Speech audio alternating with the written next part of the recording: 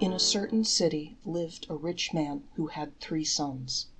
2 had left home to seek their fortunes in a distant town. One prospered, but the other became poverty-stricken. Many years passed since they had left home, but one day their father wrote them a letter inviting them to attend the wedding of their youngest brother.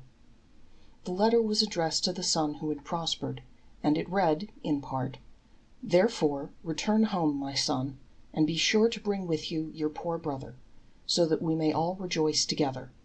I promise to pay all the traveling expenses that you may incur in fulfilling the commandment, 'Honor thy father and thy mother.'" Immediately after reading the letter, the wealthy son paid a visit to all the dry goods shops, where he bought the most expensive materials for himself, his wife, and children. Then began feverish preparations for the wedding. When they were all ready to start, and the horses were harnessed for the journey, the wealthy son suddenly recalled that he had forgotten to extend his father's invitation to his poor brother. So he called out to his servants, "Make haste and call my brother. Bring him here as quickly as possible, and tell him that it's important."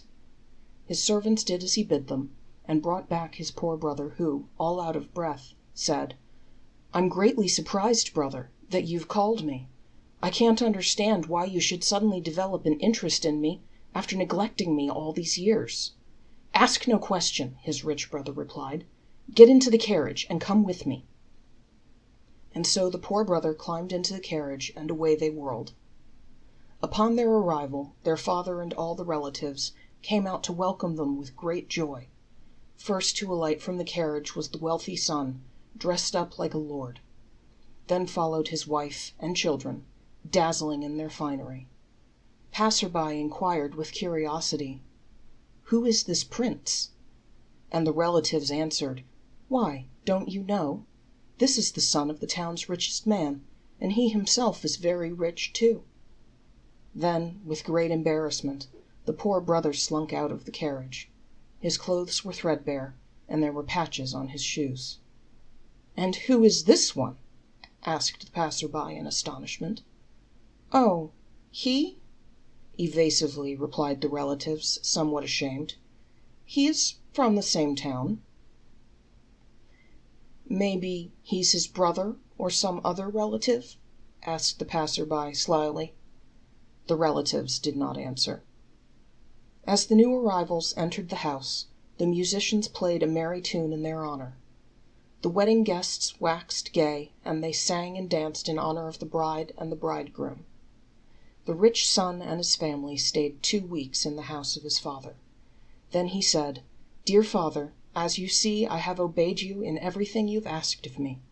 I came to rejoice with you, but you know that I'm a merchant, and my time is valuable.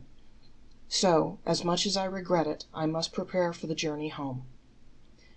"Do what is best for you, my son," his father answered. When the son was ready to depart, he was filled with chagrin, for his father, who had promised to pay him all his expenses, and give him a fine gift besides, did not even mention a word about it. So he handed him an itemized bill. So much and so much for his clothes, his wife's, his children's, so much and so much for what it cost him in the inns at which he stopped on his way, as well as for several other items. "How nice," said the father.